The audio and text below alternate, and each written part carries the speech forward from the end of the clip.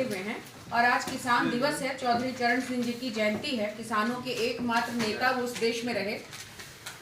आज उनकी जयंती पर हम लोग किसानों के समर्थन में आपके साथ वार्ता कर रहे हैं और पूरी तरह से किसानों के प्रगतिशील समाजवादी के तहत उसी क्रम में हम लोग अपने कार्यक्रम कुछ निश्चित किए हैं जो अध्यक्ष जी बताएंगे। अभी हमारी पार्टी के अध्यक्ष हैं और ये बताएंगे कि हम लोग गांव-गांव में जाकर के प्रगतिशील समाजवादी पार्टी किस तरह से किसानों के मुद्दे पर हर विधानसभा वाइज वो कार्यक्रम होंगे, उसके बारे में बताया जाएगा।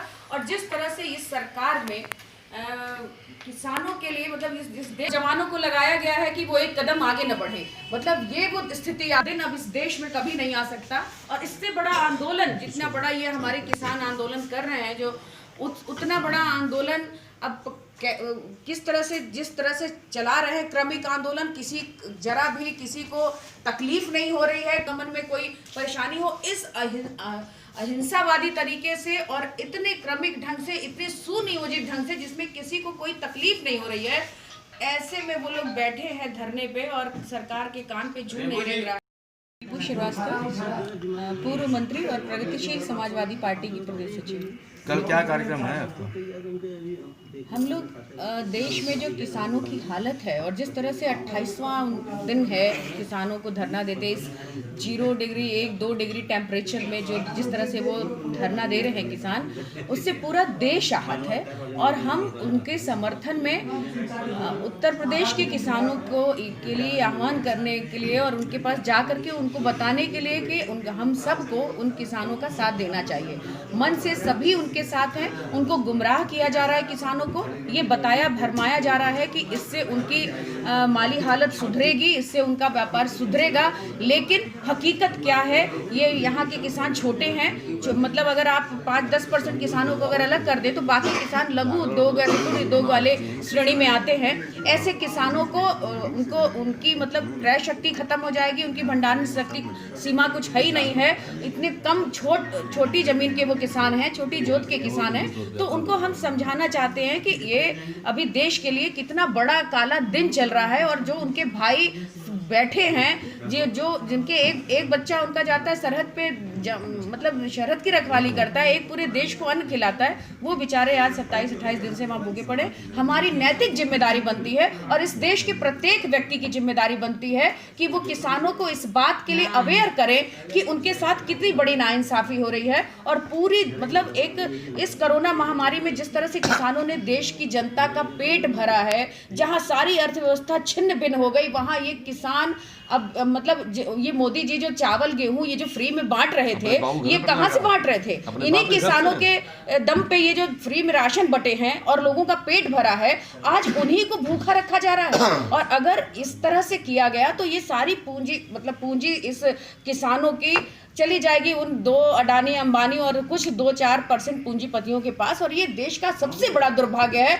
क्यों नहीं सरकार सुन रही है? हम जब तक पूरे देश के किसान आंदोलित नहीं होंगे, पूरे देश के किसानों का मतलब फिजिकली उनको समर्थन नहीं मिलेगा, तब तक वो ऐसे बैठे रहेंगे। और आप देख रहे हैं कि उनको किस तरह से आतंकवादी, कभी खालिस्तानी, कभी कुछ कह करके देश की जनता को भरमाया जा रहा है। और एक बहुत सुनियोजित ढंग से एक इनका प्रचार माध्यम चल रहा है, जो इनका ये जो सोशल मीडिया के माध्यम से ये बताने की कोशिश में पूरी तरह से इनका हर एक भाजपा के कार्यकर्ता, आरएसएस के लोग इसमें लगे हुए हैं कि ये जो है वो खालिस्तान के लोग आकर के इनका समर्थन कर रहे हैं, ये मुसलमान हैं, ये आतंकवादी हैं, अलगाववादी हैं। और इस तरह से किसानों के मुंह पे एक तमाचा है, देश के अन्नदाता के लिए एक गाली है और हम सब के लिए ये बड़ी शर्मनाक बात है।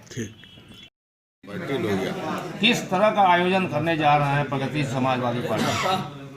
ये माननीय राष्ट्रीय अध्यक्ष शिवपाल सिंह यादव जी के निर्देश पर एक प्रदेश व्यापी कार्यक्रम है और उसी के तहत जिला एवं महानगर की संयुक्त टीम बना करके विभिन्न कार्यकर्ताओं के ऊपर ये जिम्मेदारी दी गई है कि गांव-गांव पाँव जो हमारा कार्यक्रम है उसको सुनियोजित ढंग से चलाएं।